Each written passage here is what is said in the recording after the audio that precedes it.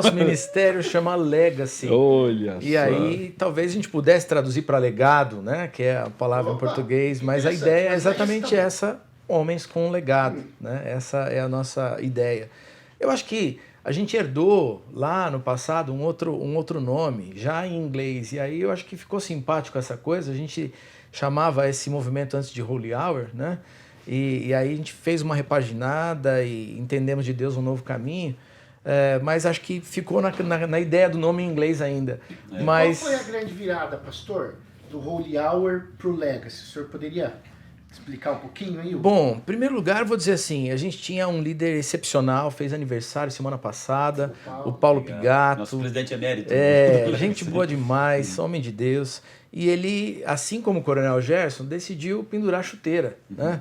Aposentar e disse, olha, eu vou viver na praia, eu quero um outro rumo na vida, aí vamos continuar servindo a Deus de uma outra maneira. E então a gente reuniu aquela liderança e vamos conhecer, vamos tentar encontrar um outro caminho. Fizemos um tempo de oração e depois então começamos a conversar sobre um novo modelo de trabalho. E daí surgiu então as nossas reuniões do Legacy. A ideia é homens com legado. Qual é o legado que a gente quer deixar? Cristo Jesus é o nosso legado. E a gente tem falado que o que nós queremos é que os homens vivam com Cristo e vivam como Cristo. O ano passado, por exemplo, foi o nosso ano aí de inauguração de todo esse movimento. Nós trabalhamos muito sobre o caráter do homem cristão, essa redescoberta, né, da masculinidade em Cristo Jesus e o caráter do homem de Deus, fazendo um livro muito interessante até, o Homem Nota 10, o nome do livro, todo baseado nos traços de caráter colocados ali em 1 Timóteo, né, no caminho de Timóteo ali do homem de Deus.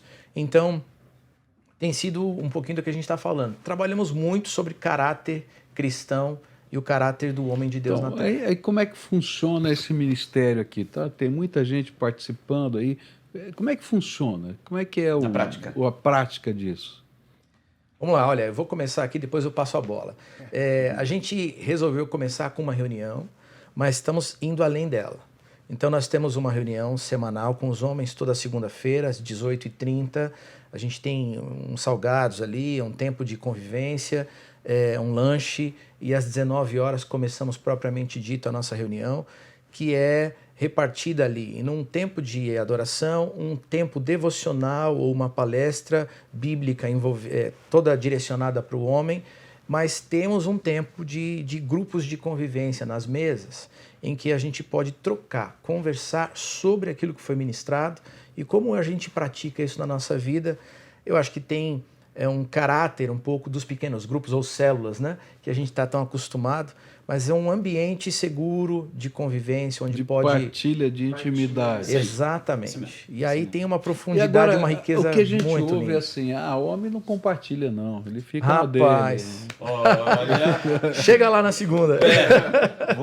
vou dizer para o senhor que essa era a premissa, e é a premissa que muitos chegam lá. Muitos chegam bloqueados, né? Um cara fechado, né? Mas na primeira ministração, quando um começa a falar na mesa, por exemplo, agora nós falamos sobre pornografia. Quando for para o compartilhamento na mesa, o líder às vezes é o primeiro a levantar a mesma, olha, eu tenho esse problema, eu tenho essa dificuldade, olha, eu luto com isso, é uma batalha para mim. Aí o cara, puxa vida, eu nunca imaginava que o irmão, que, sei lá, que tem esse problema, nunca imaginava isso. Aí começa a ver que outros têm o mesmo problema que ele tem, ou um outro dá um testemunho, olha, eu venci tal coisa desta forma, eu busquei ajuda, eu conversei com um ministério tal, eu li um livro tal, eu pedi ajuda para outros em oração. Aí ele começa a ver ferramentas, aí ele começa a abrir. Poxa, eu preciso dessa ajuda também, eu preciso dessa força aí, né? Que bom que você falou. Aí um ora pelo outro, a gente passa a semana sempre com um desafio para a semana, né? Sempre na segunda-feira a gente lança um desafio para o cara exercer durante a semana e voltar para testemunhar na outra segunda. Você tem um companheiro da caminhada. Tem um companheiro de caminhada, de cobrança, de prestação de conta. Esse que é o grande diferencial do Legacy também. A gente vai na confissão da falha, do pecado, na busca do arrependimento e na prestação de conta para manutenção, para firmeza e vitória naquilo que ele está se colocando.